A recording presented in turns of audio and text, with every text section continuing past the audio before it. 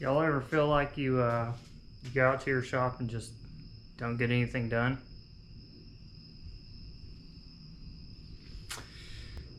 Yep.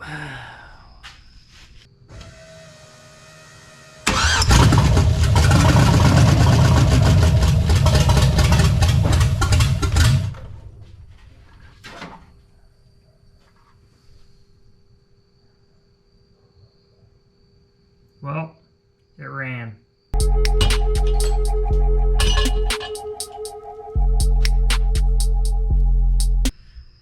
Alright, so anyways, welcome back. I need some help. I'm short on time and also need help naming this project. This truck doesn't officially have a name. Now, I have called it the garbage truck on a few occasions because, I mean, it's kind of a big pile of garbage. Now, it's got some cool stuff going for it, but I need y'all's help. We've got 100 subscribers, so I really feel like we should celebrate it. Honestly, I didn't expect to get that many. Today it was like 115, so apparently some people enjoy watching this. So, that's cool. Yeah, help us name this truck. Probably over the next month, because, I mean, let's be honest, it's taken me a while to work on this thing. Whoever comments a name, and Jared and I like it, might include my wife on that one. Whichever one we pick, that's going to be the one to get a free t-shirt, maybe a hoodie. It is starting to get cold, and we have those also. Maybe even a hat. Not quite sure what it is. It's going to kind of be dependent upon our attitude and mood for that day. I need to install my O2 sensors, and I need to start mocking up exhaust.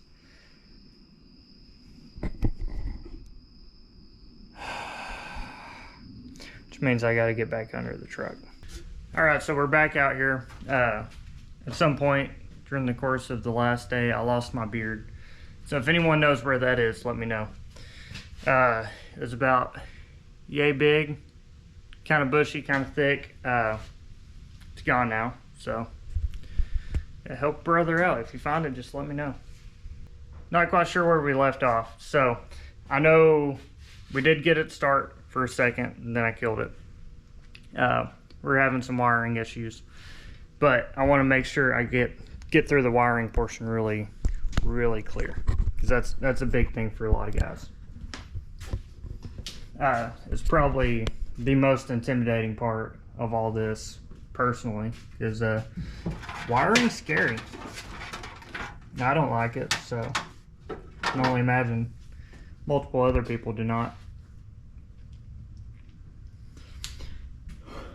Alright, so wiring.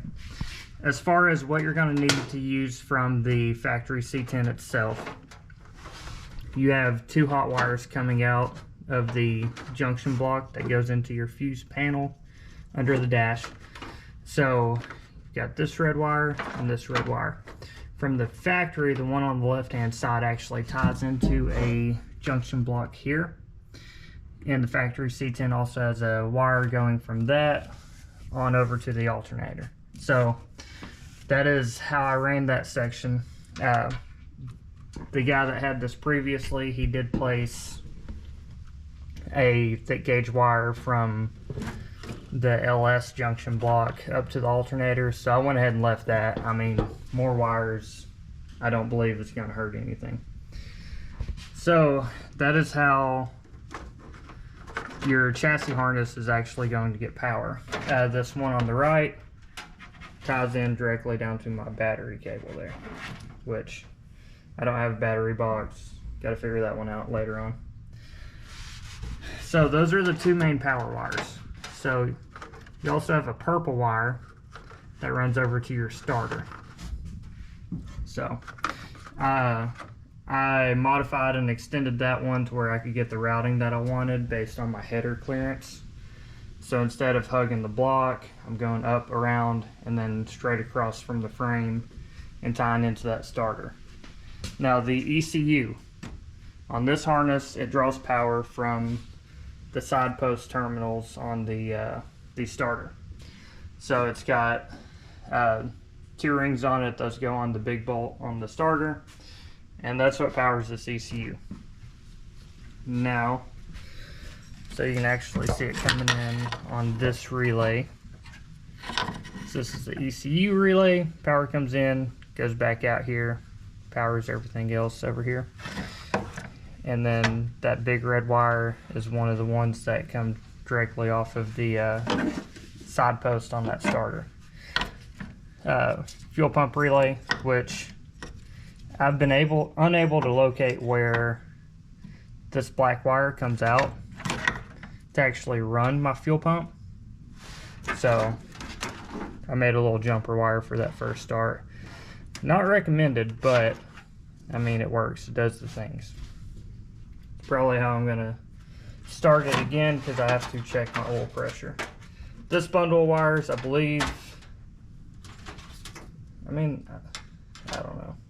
This bundle of wires, I believe they have something to do with the gauges. Not 100% sure, but they're out of that ECU harness. And then the last remaining thing that I use from the factory harness is this distributor wire. I think it's orange. Mine's kind of sun faded and white, but this ties, well, yeah, this will tie into this wire, which is nothing more than my 12 volt source. So, or 12 volt key hot. So I'll tie directly into that, to that distributor wire. It's a big, heavy gauge wire, so I have no worries about actually maintaining 12 volts out of that. That's how I run it in my C10, and I haven't had any issues. Now this blue and green wire, I think it gets deleted. I can't remember for sure. But this other orange or tan or brown wire, it runs down to my fuel tank. Then I have all my gauge wires that send signals, well, that run to my gauges. I've got them taped off and shoved up here because I'm not quite sure what I'm going to do there yet. Haven't made my decision. Not even pointing.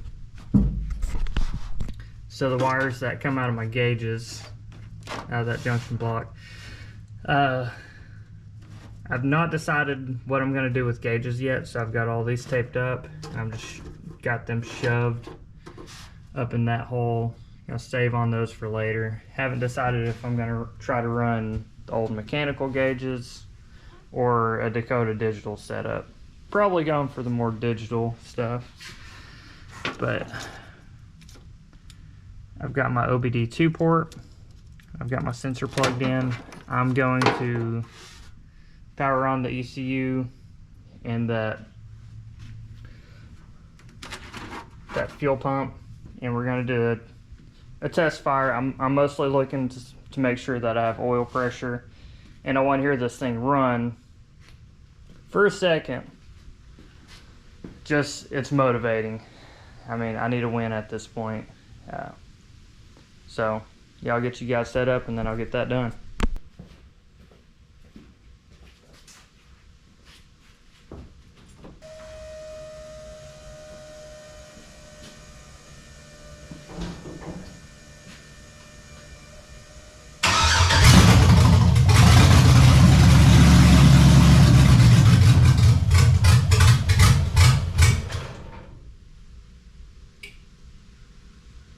So there we go. She finally runs. So sounded pretty healthy.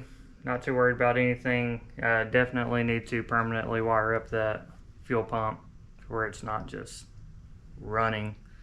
So it makes it a little difficult to shut it off. But I mean, I can't complain. Actually, I could.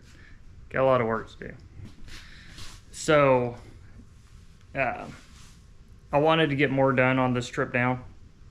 It just wasn't in the cards. Had to shave. That took a lot of time.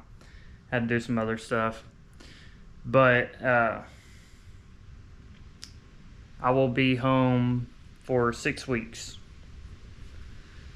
here in the next month, which it is deer season. So That'll certainly slow me down some on the truck, but I'm going to dedicate a lot of time, or a lot of my spare time, to this truck. So when I get home, I guess that's going to be when we do the first test drive. It's pretty much ready to go, aside from a transmission mount and putting in the drive shaft and bleeding brakes. And I only have a total of 6 lug nuts on the front, but I'm sure that'll be fun. Anyways, if you're doing your own swap, hope this helps out. I hope this helps out.